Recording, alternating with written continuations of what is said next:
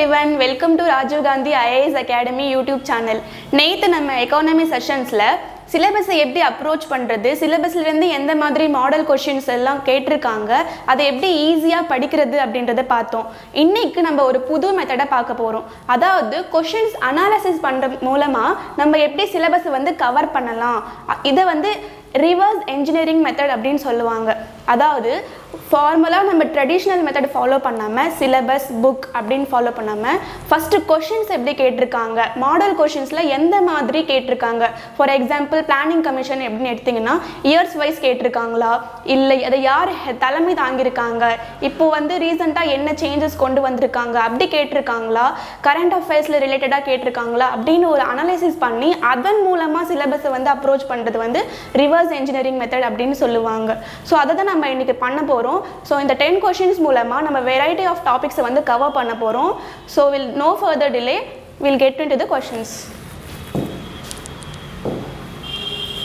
So first question, the concept of national income was first introduced by, அதாவது தேசிய வருமானம் என்ற கருத்து யாரால் முதலில் அறிமுகப்படுத்தப்பட்டது அப்படின்னு கேட்டிருக்காங்க.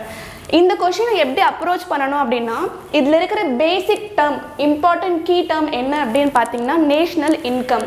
நேஷ்னல் இன்கம் அப்படின்னா என்ன அப்படின்னு நம்மளுக்கு தெரிஞ்சிருக்கணும். அதோட ஃபார்முலா என்ன, ப்ரெசென்ட்டாக நம்ம ஜிடிபி கேல்குலேட் பண்ணி நேஷ்னல் இன்கம் வந்து நம்ம வந்து கேல்குலேட் பண்ணுறோம். அந்த மாதிரி இதை ஃபஸ்ட்டு யார் கொண்டு வந்தா அப்படின்னா சைமன் குஸ்னெட்ஸ் அப்படின்றது தான் சரியான விடை. ஸோ செகண்ட் கொஷின் பார்த்தீங்கன்னா, according to 2011 census the state having minimum population, எந்த ஸ்டேட் வந்து 2011 மக்கள் தொகை கணக்கெடுப்படி மிக குறைந்த மக்கள் தொகையை வந்து கொண்டிருக்கு அப்படின்னு சொல்லி கேட்குறாங்க. ஸோ இதுக்கு வந்து நம்ம இதில் இருக்கிற ட்ரிக்ஸ் வந்து நம்ம அண்டர்ஸ்டாண்ட் பண்ணிக்கணும். அவங்க மாநிலம்னு கேட்குறாங்களா இல்லை யூனியன் டெரிட்டரிஸ் அப்படின்னு கேட்குறாங்களா. சப்போஸ் அவங்க யூனியன் டெரிட்டரிஸ் கேட்டாங்கன்னா Lakshadweep is the right answer. மாநிலம் அப்படின்னு கேட்டிருக்காங்க. இந்த கொஷின்லேயே வேறு எந்த மாதிரி அவங்க கொஷின்ஸ் கேட்கலாம் அப்படின்னா, அதிகமான மக்கள் தொகை இருக்கிற மாநிலம் எது, அதிகமான மக்கள் தொகை இருக்கிற யூனியன் டெரிட்டரி எது அப்படின்னு சொல்லி அவங்க கேட்கலாம். So right answer is Sikkim. So next is what is CBDC stand for. CBDC அப்படின்றது மத்திய வங்கியின் டிஜிட்டல் நாணயம் அப்படின்னு சொல்லுவாங்க. டிஜிட்டல் நாணயமை பியோர் தமிழில் சொல்லணும் அப்படின்னா எண்ணிம நாணயம் அப்படின்னு கூட சொல்லலாம். ஸோ மத்திய வங்கி டிஜிட்டல் நாணயத்தை ரீசண்டாக ஆர்பிஐ வந்து அனௌன்ஸ் பண்ணியிருக்காங்க. இது வந்து நார்மலாக நம்ம கேஷ் மாதிரி தான், ஃபிசிக்கல் கேஷ் ட்ரான்ஸ்ஃபர் பண்ணுவோம் இல்லையா, அதாவது ஆஃப்லைனில் சொல்கிறேன், ஆன்லைனில் ஜிபே யூபிஐ அதெல்லாம் யூஸ் பண்ணுறோம், அது ஓகே. இது வந்து நம்ம எப்படி நார்மலாக நம்ம ஆஃப்லைனில் கேஷ் வந்து ட்ரான்ஸ்ஃபர் பண்ணி ஒரு கடையில் போய் எதனாச்சும் ஒன்று வாங்கணும் அப்படின்னாலும் எப்படி அதை கேஷ் ட்ரான்ஸ்ஃபர் பண்ணுறோமோ அதே மாதிரி தான், பட் இது ஆன்லைனில் இருக்கும். அதுதான் சிபிடிசி. இதோட எக்ஸ்பேன்ஷன் கேட்டிருக்காங்க. நம்ம இதை மட்டும் எக்ஸ்பேன்ஷன் மட்டும் தெரிஞ்சுக்கிறதோடு நிறுத்திக்காமல் இதுனா என்ன, இதை யார் அனௌன்ஸ் பண்ணால், இதோட ஃபீச்சர்ஸ், இதனால் நமக்கு என்ன பயன் அப்படின்றத தெரிஞ்சுக்கிட்டா இது வந்து ஒரு எக்ஸ்பெக்டட் கொஷின்ஸாக இருக்குது. இது கரண்ட் அஃபேர்ஸில் இருக்கிறதுனால ரொம்ப ரொம்ப இம்பார்ட்டண்ட்டான கேள்வி. So next question is, as per 2023 data which of the followings are correct.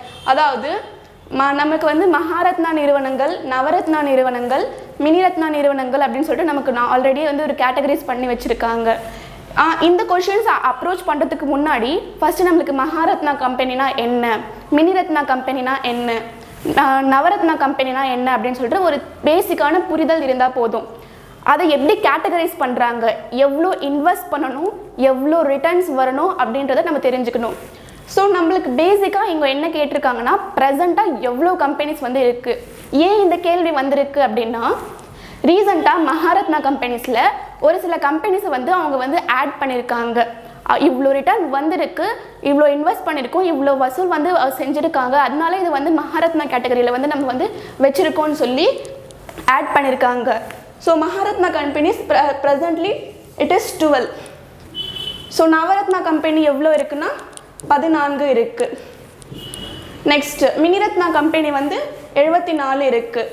So ஒன்றாவது ஆப்ஷனும் ரெண்டாவது ஆப்ஷனும் தப்பு, 3 மட்டும் சரியான விடை. Next question is, the government of India announced demonetization of all 500 and 1000 bank rupees note in to against black money on which day? First இந்த கேள்வியை அப்ரோச் பண்ணுறதுக்கு முன்னாடி சேம் தான். இதோட கீ வேர்டு என்ன? பண மதிப்பு நீக்கம். பண மதிப்பு நீக்கம்னா என்ன? ஏன் கவர்மெண்ட் வந்து டிமானிட்டைஸ் பண்ணுறாங்க? கருப்பு பணம் அதிகமாக இருக்குது, அதை வந்து ஒழிக்கணும் அப்படின்ற ஒரு ஸ்டெப். அண்ட் தென் வந்து கருப்பு பணத்தால் நம்மளுக்கு வந்து அதிகமான தீய விளைவுகள் வந்து இருக்குது. அதை வந்து கட்டுப்படுத்தணும், ஒரு டிரான்ஸ்பரன்சி கொண்டு வரணும் அப்படின்றதுக்காக தான் இந்த ஸ்டெப்பை வந்து நம்ம கவர்மெண்ட் வந்து கொண்டு வந்திருக்கு.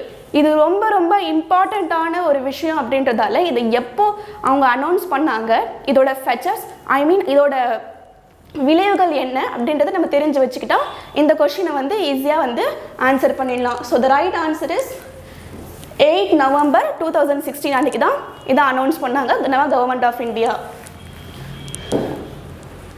So next question is choose the correct statement. Inflation refers to the prices are rising, the value of money will fall.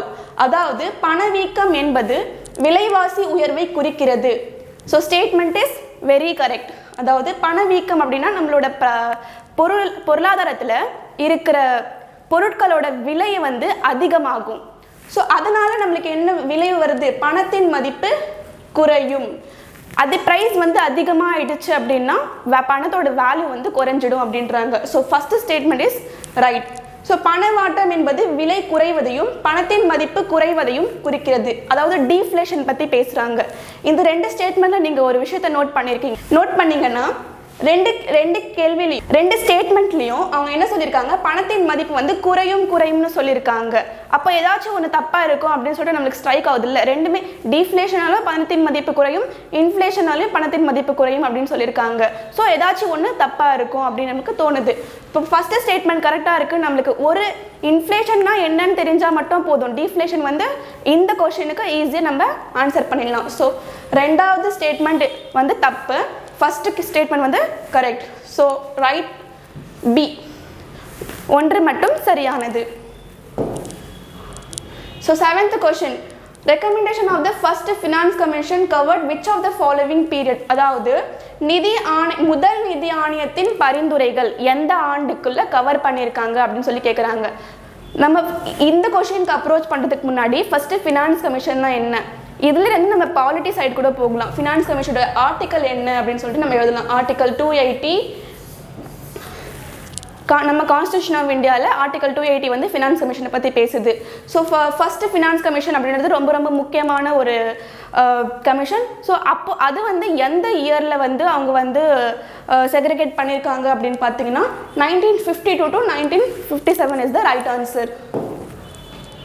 So again the same question, NITI Aayog substituted planning commission was from எப்போத்துலேருந்து நிதி ஆயோக் வந்து இருக்குது அப்படின்னு சொல்லிட்டு கேட்குறாங்க. அதாவது நம்ம சுதந்திரம் அடைஞ்ச பிறகு பிளானிங் கமிஷன் தான் நம்ம வந்து வச்சுருந்தோம். இப்போ ரீசெண்டாக வந்து நிதி ஆயோக்கு நம்ம மாறிட்டோம். ஏன் இதை மாறணும் அப்படின்னா நம்ம நேற்றே சொன்னோம், டாப் டு பாட்டம் அப்ரோச். நம்ம பிளானிங் கமிஷன் வந்து டாப் டு பாட்டம் அப்ரோச் இருக்குது, நிதி ஆயோக் வந்து பாட்டம் டு டாப் அப்ரோச், ஒரு டீசென்ட்ரலைஸ்டு சிஸ்டம் கொண்டு வரணும் அப்படின்றதுக்காக தான் வந்து நிதி ஆயோகை வந்து அவங்க வந்து அமலுக்கு கொண்டு வந்தாங்க. இது எப்போ வந்துச்சு அப்படின்ற கொஷின்ஸ் வந்து எக்ஸாமில் கேட்கலாம். So answer is January 1, 2015. So next question, the unemployment of person when she is in the midst of transition between jobs searching for a new jobs comes under which of the following?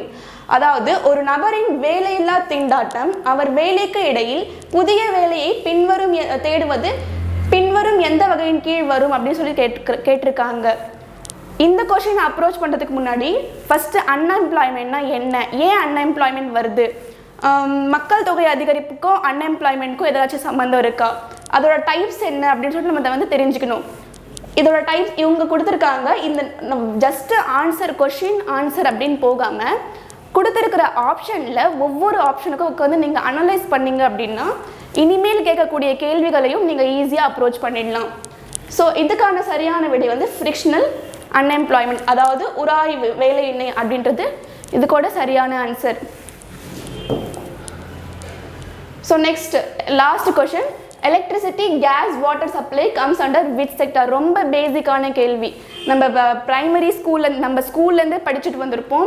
6th படிக்கும்போதோ primary செக்டார்னா என்ன, agriculture எந்த செக்டாரில் வருது, banking service எந்த செக்டாரில் வருது அப்படின்னு சொல்லிட்டு நம்ம படிச்சுட்டே வந்திருக்கோம். ரொம்ப ரொம்ப ஈஸியான கொஷின்.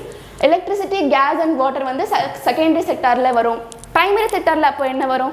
அக்ரிகல்ச்சர், ஃபிஷிங், அந்த மாதிரி முதன்மை துறையில் வந்து அது வந்து கவர் ஆகும். டெர்ஷரி செக்டரில் என்ன வரும்? சர்வீஸ் ரிலேட்டட், பேங்கிங், இப்போ நம்ம ஆஃபீஸ் போகிறோம் அந்த மாதிரி வந்து அந்த மாதிரி ஒரு சர்வீஸ், அந்த மாதிரி ஒரு கேட்டகரி அப்படின்றது அந்த மாதிரி ஒரு கேட்டகரி வந்து டெர்ஷரி செக்டாரில் வரும். Okay friends, thank you very much. இந்த ரிவர்ஸ் இன்ஜினியரிங் மெத்தட் உங்களுக்கு புரிஞ்சிருக்கும்னு நினைக்கிறேன். இதே மாதிரி அப்ரோச்சோட நீங்கள் இனிமேல் கொஷின்ஸ் அனலைஸ் பண்ணும்போது இதை ஃபாலோ பண்ணி நீங்கள் அனலைஸ் பண்ணால் சிலபஸ் ஈஸியாக கவர் பண்ணிடலாம். இந்த வீடியோ உங்களுக்கு பிடிச்சிருந்தா லைக் பண்ணுங்கள். Shri Rajiv Gandhi IAS academy YouTube சேனலை சப்ஸ்கிரைப் பண்ணுங்கள். உங்களுக்கு ஏதாச்சும் டவுட் இருந்தால் கமெண்ட் பாக்ஸில் கமெண்ட் பண்ணுங்கள். Thank you so much.